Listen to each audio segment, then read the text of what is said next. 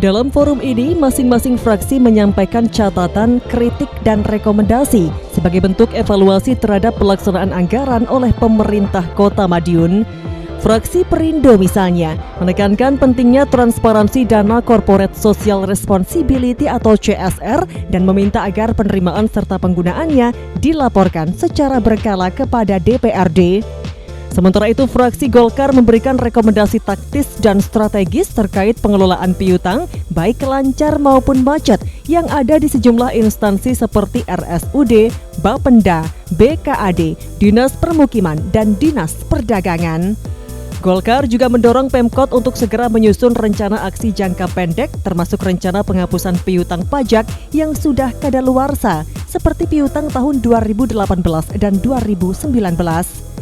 Fraksi PDI Perjuangan dan PKB memberikan catatan khusus menyangkut pengelolaan anggaran secara umum yang dinilai masih perlu perbaikan di beberapa aspek.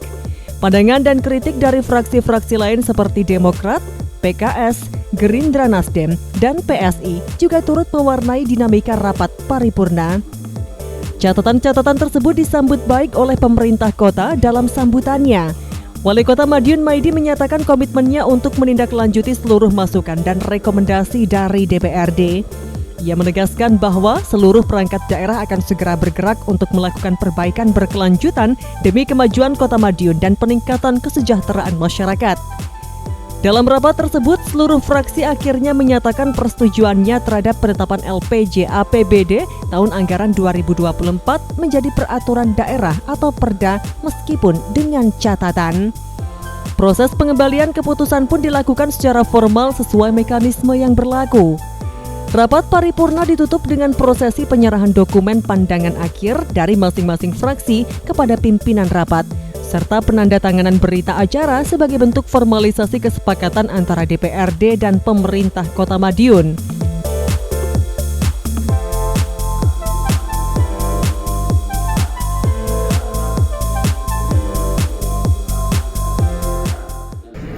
Pengambilan keputusan ini sudah melalui mekanismenya. Mekanismenya sudah dilalui semuanya, yang ini yang terakhir ya pengambilan keputusan. Di mana dalam pengambilan keputusan itu ada saran, pendapat, kritik kepada pemerintah Kota Madiun, dalam hal ini wali kota dan wakil wali kota. Nah, kritik-kritik itulah tentunya harus bisa diakomodir, diperhatikan, karena kritik ini bersifat konstruktif ya, tidak mendiskreditkan, tidak merasa yang menang si A, si B, semuanya demi kebaikan untuk masyarakat Kota Madiun.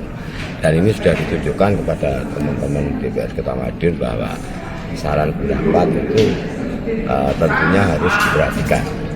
Dan tadi wali kota juga menyatakan akan menerima semua kritikannya. Tentunya ini menjadi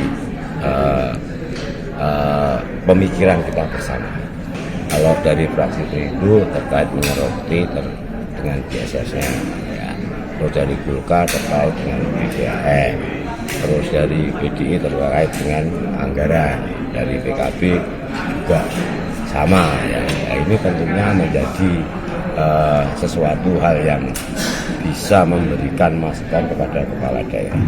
Kalau WTP itu harus, itu wajib bagi saya, itu wajib, karena itu kewajiban pemerintah kota ya untuk mendapatkan WTP itu. Karena dari sudah 8 kali ya, tentunya sudah tahu pointers mana yang harus diperhatikan. Ya tadi yang semuanya menyetujui, ada yang menyetujui dengan catatan. Nah, catatan itu menjadi kunci daripada teman-teman DPRD.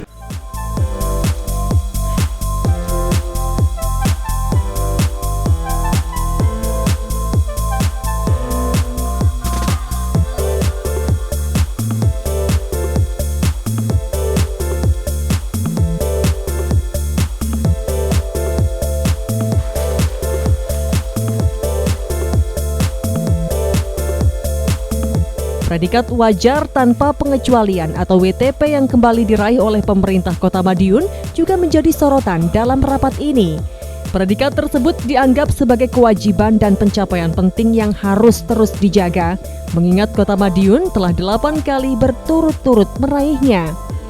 Dengan disetujuinya LPJ APBD 2024 menjadi perda, DPRD berharap pengelolaan keuangan daerah ke depan dapat semakin transparan, akuntabel, dan berorientasi pada pelayanan publik yang maksimal. Aikal Uda, JTV, Madiun.